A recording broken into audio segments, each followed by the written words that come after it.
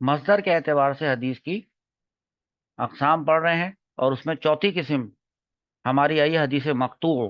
سب سے پہلی قسم تھی حدیث قدسی، اور اس کا مصدر اللہ رب العزت کی ذات تھی، اور اس کے بعد جو تھی حدیث مرفوع، جس کا مصدر رسول کریم صلی اللہ تعالی علیہ وآلہ وسلم کی ذات تھی، اور اس کے بعد حدیث موقوف آپ نے پڑھی، جس کا مصدر حضرت صحابہ کرام۔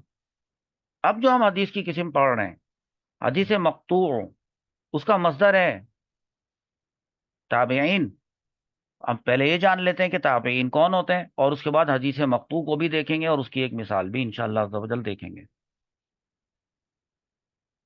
مقطوع کا جو ورڈ ہے، یہ ورڈ مقطوع، اس سے کیا مراد ہے؟ اس کے حروف اصلیہ کیا ہیں؟ قاف، طا اور عین اس کے حروف اصلیہ ہیں۔ ٹیکسٹ تو آپ یہاں سے دیکھ لیجئے گا، اب جو میری بات ہے وہ سنیں آپ ذرا۔ قاف، تا اور عین، قطع کاٹنا، جدا کرنا، قطع یقطع قاطع، قطعا فہو قاطع، وقطع یقطع قطعا فذاک مقطوع، کٹا ہوا، جدا کیا ہوا۔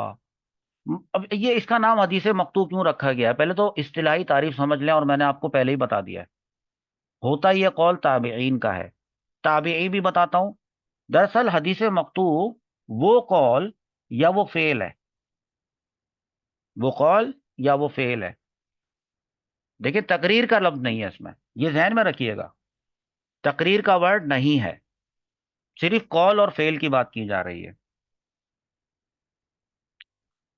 ایسا قول یا ایسا فعل جس کی نسبت کسی تابعی کی طرف کی جائے، یا تابعی کے بعد کے کسی راوی کی طرف کی جائے، تبع تابعی ہوتا ہے وہ، تو اس کو کہتے ہیں حدیث مقطوع۔ تو پھر سند کہاں جا کے رک جائے گی؟ تابعی کی طرف جا کر رک جائے گی، یعنی حدیث کا متن تابعی یا تبع تابعی کی طرف منسوب ہو۔ اب تابعی کس کو کہتے ہیں؟ تابعی وہ شخصیت ہے جنہوں نے کسی صحابی رضی اللہ تعالی عنہ سے بحالت ایمان ملاقات کی، اور ساتھ ہی ساتھ یہ بھی شرط ہے کہ اور ایمان پر ہی انتقال ہوا ہو۔ جیسے حضرت امام اعظم امام ابو حنیفہ رحمۃ اللہ تعالی علیہ، یہ ایک تابعی ہیں، اور ان کی بہت سارے صحابہ کرام سے ایمان کی حالت میں ملاقات ہوئی، ایمان پر ہی انتقال ہوا۔ ان کا ایمان اور ہمارے ایمان، اللہ جانے ہمارا ایمان کیسا ایمان ہے، اللہ تعالیٰ ہمیں بھی ایمان والا بنا دے، ورنہ ایمان والے تو یہ لوگ ہیں۔ امام اعظم امام ابو حنیفہ رحمۃ اللہ تعالی علیہ نے حضرت انس بن مالک رضی اللہ تعالیٰ عنہ سے تعلیم حاصل کی، اور دیگر صحابہ کرام سے بھی تعلیم حاصل کی۔ اس کے علاوہ حضرت عبداللہ بن مبارک رحمۃ اللہ تعالی علیہ مجمعین، اللہ تعالیٰ کی ان سب پر خاص رحمت نازل ہوں، اور ان کے صدقے میں ہماری مغفرت ہو۔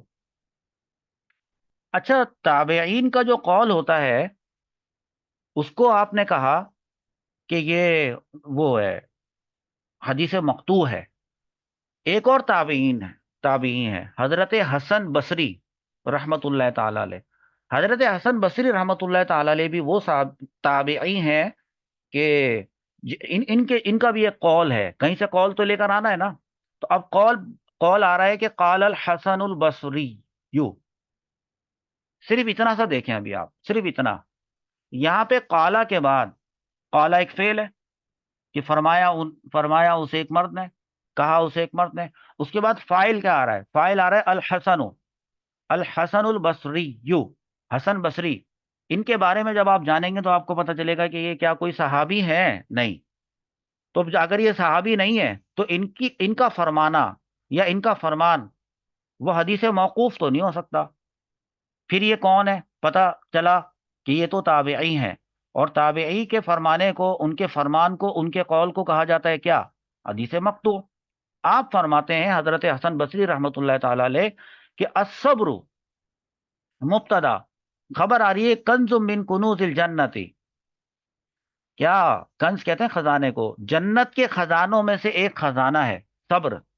تو پھر یہ ہر ایک کو نہیں ملتا ہوگا، کیونکہ پوری جتنی بھی کائنات کے اندر انسان آئے، آ کے چلے گئے، اس وقت رہ رہے ہیں، مر جائیں گے، اور اس کے بعد پھر بعد میں پیدا ہوں گے، وہ بھی چلے جائیں گے، قیامت آ جائے گی۔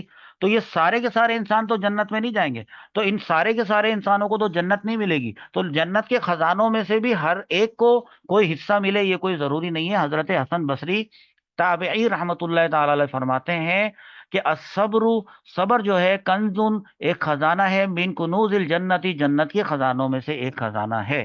تو الحمدللہ رب العالمین، ہم نے حدیث مقطوع بھی پڑھ بھی لی، دیکھ بھی لی اور سن بھی لی۔